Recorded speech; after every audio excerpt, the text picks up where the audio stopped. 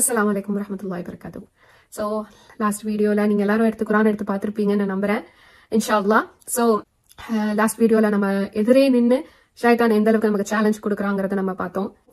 நம்மளோட ஃபேமிலிலேயே நம்ம சம்டைம்ஸ் நம்ம அல்லாவோட ரஹ்மா இருக்கிறது, அல்லாவோட கையில தான் எல்லாமே இருக்குங்கிறத மறந்து நம்ம மத்தவங்களை கண்ட்ரோல் பண்ண ஆரம்பிச்சிடுறோம். ஃபார் எக்ஸாம்பிள், நம்ம பசங்களா இருக்கட்டும், ஏன் நம்ம கணவன்மார்களா இருக்கட்டும், இல்லைன்னா மனைவியா இருக்கட்டும், உங்க மேல நம்ம நம்மளோட விஷயத்த திணிக்கிறோம், கண்ட்ரோல் பண்றோம். ஏன்னா அவங்க முன்னாடி இருக்காங்க, உங்களுக்கு உங்களோட அப்பர் ஹேண்ட் அவங்க மேல இருக்கு. என் பசங்க தானே, என்ன வேணாலும் நான் செய்யலாம் அப்படிங்கறது ஒரு இது. இந்த இடத்துல நம்ம என்ன மறக்கிறோம்? கண்ட்ரோல் யார் கையில இருக்கு? நம்மளோட பிடி யார் கையில இருக்கு? நம்மள படைச்ச ரப்பு கையில இருக்கு.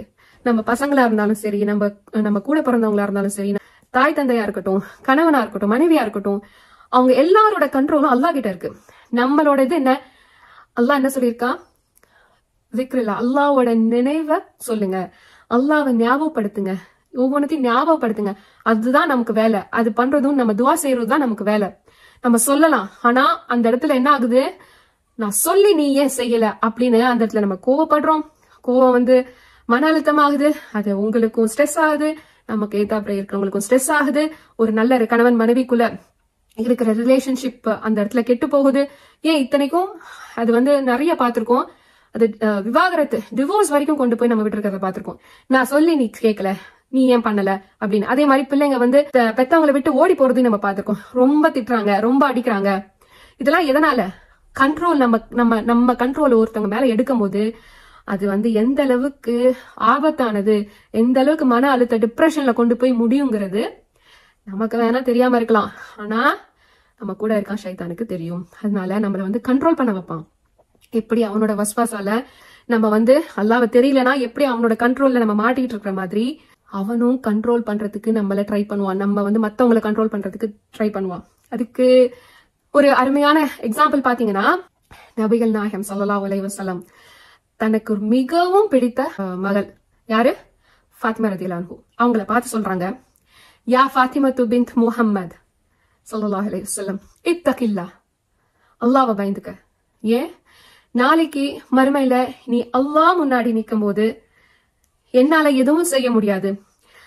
என்னோட மகள் திருடி இருந்தா கூட அந்த இடத்துல நான் கைய வெட்டுவேன் அப்படின்னு சொன்னவங்க. அதே மாதிரி முடிவு என்ன அங்கிறது அல்லாஹ்க்கு தான் தெரியும். அதனால அல்லாஹ்வை பயந்துக்க, அல்லாஹ்க்கு பயந்து உன்னோட விஷயங்களை, காரியங்களை செய்ய அப்படின்னு நபிகள் நாயகம் ஸல்லல்லாஹு அலைஹி வஸல்லம் யார்கிட்ட சொல்றாங்க? சொந்த மகளான ஃபாத்திமா ரலியல்லாஹு அன்ஹா. யார் அவங்க? நபி, அல்லாஹ்க்கு மிகவும் நெருக்கமானவங்க, கலீலுல்லாஹ். அவங்க அல்லாஹ் உற்ற நண்பனா எடுத்துக்கிட்டான். அவங்க சொல்றாங்க, அபூபக்கர் சித்திக், நமக்கு தெரியும் அபூபக்கர் சித்திக் ரலியல்லாஹு அன்ஹு, உமர் ரலியல்லாஹு அன்ஹு ரொம்ப க்ளோஸ் நம்ம ஸல்லல்லாஹு அலைஹி வஸல்லம் அவங்களுக்கு கூட. அபூபக்கர் சித்திக் ரலியல்லாஹு அன்ஹு கிட்ட சொல்றாங்க, நம்ம நபி கரீம் ஸல்லல்லாஹு அலைஹி வஸல்லம் என்ன அல்லாஹ் உற்ற நண்பனா ஆக்கிக்கிட்டான், இல்லைன்னா நான் உங்களை ரொம்ப உற்ற நண்பனா ஆக்கியிருப்பேன். சோ அப்படிப்பட்ட அல்லாஹ் சுப்ஹானஹு வ தஆலா ஓட நபி அவங்களோட மகட்ட என்ன சொல்றாங்க? இத்தகில்லா, என்னால ஒன்னும் பண்ண முடியாது அல்லாஹ் முன்னாடி வரும்போது. நம்மளோட ரியாலிட்டி என்ன? இங்க நம்ம யாரும் என்ன முன்னாடி என்ன இருக்கு நம்ம கிட்ட? கண்டிப்பா நம்ம முன்னாடி இருக்கிறது என்ன? ஒரு நாள் அல்லாஹ்வை போய் பார்க்க போறது. அது கண்டிப்பா நிச்சயமானது. மவுத் நிச்சயம். அது எப்போ அல்லாஹ்க்கு தெரியும். அது செகண்ட்ஸா இருக்கலாம், அது வருஷங்களா இருக்கலாம், மினிட்ஸா இருக்கலாம், டேஸா இருக்கலாம். எனக்கு தெரியாது, உங்களுக்கு தெரியாது, யாருக்கும் தெரியாது. இப்பெல்லாம் நம்ம நிறைய பாக்குறோம், ஹெல்த்தியா இருக்கிறவங்கலாம் டக்குனு ஹார்ட் அட்டாக்ன்றாங்க, இதுன்றாங்க. அதுவே நமக்கு ஒரு பெரிய எக்ஸாம்பிளா இருக்கணும். நமக்கு மவுத் எப்பனாலும் வரும். மவுத் வந்தா நம்ம ஃபர்ஸ்ட் பார்க்க போறது என்ன? அல்லாஹ் சுப்ஹானஹு வ தஆலாவை பார்க்க ரெடியா இருக்குமா? நமக்குள்ள இந்த கேள்வி எத்தனை வாட்டி நம்ம கேட்டிருக்கோம். நம்ம கண்ணு முன்னே இருக்கிற ஃபியூச்சரை வச்சு அவன் எந்த அளவுக்கு வழிகெடுக்க வைக்கிறாங்கிறத நம்ம கொஞ்ச நேரம் முன்னாடி பார்த்தோம். அதாவது பயத்தை கொடுக்கறதா இருக்கட்டும், என்ன ஆகும், ஏதாகும், எனக்கு வேலை நிரந்தரமா இருக்குமா இல்லையா அப்படிங்கறத. சோ அந்த இடத்துல அவன் நன்றி கெட்டவங்களா ஃபர்ஸ்ட் நம்மள ஆக்குறான். ஓகே, அப்போ நம்மளுக்கு ஃபியூச்சர்ல நம்ம ஃபியூச்சர் நினைச்சு கோல் வைக்க கூடாதா, இல்ல பிளான் பண்ணக்கூடாதா அப்படின்னா அப்படி கிடையாது. நம்ம கண்டிப்பா நம்மளோட ஹெல்த்தா இருக்கட்டும், நம்ம எஜுகேஷனா இருக்கட்டும், நம்ம கெரியரா இருக்கட்டும், எல்லாத்துக்குமே ஒரு கோல் இருக்கணும், அதுக்கான பிளான் இருக்கணும். ஆனா அந்த கோலும் அந்த பிளானும் அல்லாஹ் சொன்ன வழி சொன்னாபடி இருந்து அது அதிலே மூழ்காம நம்மளோட அல்டிமேட் கோலான ஆஹிரா, நம்மளோட ஃபைனல் டெஸ்டினேஷன், நம்ம கடைசியில கொண்டு போய் நம்மள வெற்றியாளரா நம்மள பார்க்க போறது நம்ம ஜன்னாக்குள்ள போறோமா இல்லையாங்கிறது தான். சோ அந்த ஜன்னாக்குள்ள போறதுக்கு நம்ம இந்த துனியால இருக்கிற கோலையும் இதையும் மட்டும் போக்கஸ் பண்ணி ஆஹிராவை விட்டுறக்கூடாது. ஏன்னா அவனுக்கு அதானே வேணும், அவனோட நம்மள கூட்டிட்டு போகணுங்கிறதான அவனோட வேலை. நம்ம கண்டிப்பா கோல் வச்சுக்கலாம், எல்லாமே இருக்கணும் லைஃப்ல, கண்டிப்பா இருக்கணும், நல்ல லைஃப் வாழதான் எல்லாம் சொல்லியிருக்காங்க. சோ ஆனா அதே என்னைக்குமே நம்மள இந்த துனியால மூழ்கடிச்சிடக்கூடாது. ஏன்னா அல்லாஹ் எல்லாத்தையுமே பேலன்ஸ்டா படைச்சிருக்கான் நமக்கு. இந்த பூமியை எடுத்துக்கிட்டீங்கன்னா அது அந்த இடத்துல தொங்குற மாதிரி தானே இருக்கு, ஆனா அது எவ்வளவு பேலன்ஸ்டா இருக்குன்னு சூரா அர்-ரஹ்மான் அல்லாஹ் சொல்றான். நான் அந்த மலைகளை தூண்களாக படைத்திருக்கோம் அப்படின்னு. ஒரு பில்டிங் நார்மலா நம்ம கட்டுற பில்டிங்கே பில்லர் எழுப்பி பேஸ்மெண்ட் போட்டு பில்லர் வச்சுதான் கட்டுவோம் இல்லையா? பில்லர் எதுக்கு? அந்த பில்டிங்கை தாங்கி பிடிக்கிறதுக்கு. அல்லாஹ் இந்த மலைகளை பூமிக்கு எதுக்கு வச்சிருக்கானா அந்த பூமியை தாங்கி பிடிக்கிறது. அப்படிப்பட்ட அல்லாவே எல்லாத்தையும் பேலன்ஸ்டா படைச்சிருக்கும் போது நம்ம ஏன் இம்பேலன்ஸா இருக்கணும்? இம்பேலன்ஸ்னா இங்க நான் எதை சொல்றேன், ஆகிராவை விட்டுட்டு துனியாவை, அதாவது நம்மளோட மறுமை வாழ்க்கையை விட்டுட்டு இந்த உலக வாழ்க்கைக்கு நம்ம ரொம்ப கான்சென்ட்ரேட் பண்றது. இன்னொரு எக்ஸாம்பிள் பார்த்தா துன்யாவோட லிட்ரல் அரபிக் மீனிங் என்ன தெரியுமா? லோயஸ்ட், அதாவது லோயஸ்ட் ஆஃப் லோயஸ்ட் லைஃப், அதாவது ரொம்பவும் கீழே தாழ்ந்த ஒரு வாழ்க்கை. அப்படிப்பட்ட இந்த துனியாவே அல்லாஹ் அழகா கொடுத்திருக்கான். இந்த துனியாலே நம்மள சந்தோஷமாவும் நம்மளுக்கு எல்லாத்தையும் பாக்குறதுக்கு எல்லாம் அனுபவிக்கிறதுக்கும் கொடுத்திருக்கான். ஃபர்ஸ்ட் வீடியோல நான் சொன்ன மாதிரி பழங்களா இருக்கட்டும் எது இருந்தாலும் அது நமக்காக கொடுத்திருக்கான். அந்த துனியாலேயே நம்ம ஒரு லோவான லைஃப்லயே வாழ வச்சிருக்க ரப்பு நமக்காக ஜன்னத்துல் ஃபிர்தௌஸ இன்னும் எவ்வளவு அழகா படைச்சிருப்பான். சோ அந்த எண்ணங்கள் நமக்கு இருந்துச்சுன்னா கண்டிப்பா நம்ம லைஃப் பேலன்ஸ் ஆக்கிப்போம். நம்ம எதுக்கு அல்லாஹ் போய் பாரு, வெளியே போய் பாரு, பூமியை பாரு, நிலாவை பாரு, நட்சத்திரத்தை பாரு, மலைகளை பாரு, அதெல்லாம் என்ன, அது அத்தனையும் அல்லாவோட திக்ர் பண்றாங்க. அதெல்லாம் பார்க்கும்போது அதெல்லாம் நமக்கு ஒரு அத்தாட்சி. அல்லாஹ் இவ்வளவு அழகா இவ்வளவு அருமையா படைச்சிருக்கும் போது என்னையும் அந்த ரப்பு தானே படிச்சான், இவ்வளவு அழகா படிச்ச ரப்பு என்னையும் அவன் தானே படிச்சான், இப்ப என்னோட காரியங்களை அவன் பாத்துக்க மாட்டானா அப்படிங்கறது நமக்கு இருக்கணும். நம்ம பண்ண பிளான் படி ஒரு விஷயம் நடந்துச்சுன்னா அல்ஹம்துலில்லாஹ்.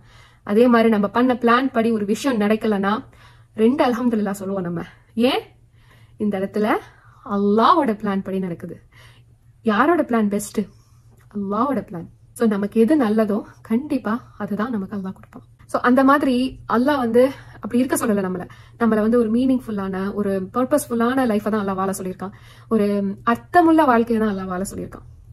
அந்த ரப்பை எப்படி வாழ சொல்லியிருக்காங்கிறத குர்ஆன் எடுத்தும் சுன்னாவை எடுத்தும் பார்க்காத வரை அது என்ன அர்த்தமான வாழ்க்கைங்கிறது நமக்கு கண்டிப்பா புரியாது. இப்போ நான் இடையில சொல்ற ஆயத்தை கூட நீங்க எடுத்து பாத்தீங்கன்னா உங்களுக்கு தெரியும். அல்லாஹ் சுப்ஹானல்லாஹ் ஒன்னும் நீ என்னையும் புரிய வச்சிருக்க, என்னோட எதிரியான ஷைத்தானையும் எப்படி இருப்பான்னு நீ சொல்லியிருக்க. அது எல்லாத்தையும் மறந்துட்டு இன்னைக்கு நான் உன் முன்னாடி தலை குனிஞ்சு நிக்கிறேன்னு அல்லாஹ்னு நம்ம சொல்லணுமா? அந்த நிலைமை நமக்கு வேணுமா? கண்டிப்பா யாருக்கும் அது வராம அல்லாஹ் காப்பாத்தணும். அல்லாஹ் நம்ம எல்லாரையும் இந்த ஷைத்தானோட வஸ்வாசால இருந்து பாதுகாக்கணும். நான் ஒரே ஒரு ஆயாவோட சொல்லி இந்த வீடியோ நான் முடிக்கணும்னு ஆசைப்படுறேன். நம்ம கிட்ட ரொம்ப கம்மியான டைம் தான் இருக்கு. அந்த டைம் வரதுக்குள்ள நம்மளோட ரப்பில் ஆலமீனை மீட் பண்ண போறோம். அது கடைசியில எங்க கொண்டு நம்மள நிக்கும், நம்மளோட செயல்கள் எப்படி இருக்கும், இந்த ஒரு ஆயத்துல நான் முடிக்கிறேன் இன்ஷா அல்லாஹ். அஊது பில்லாஹி மினஷ் ஷைத்தானிர் ரஜீம்.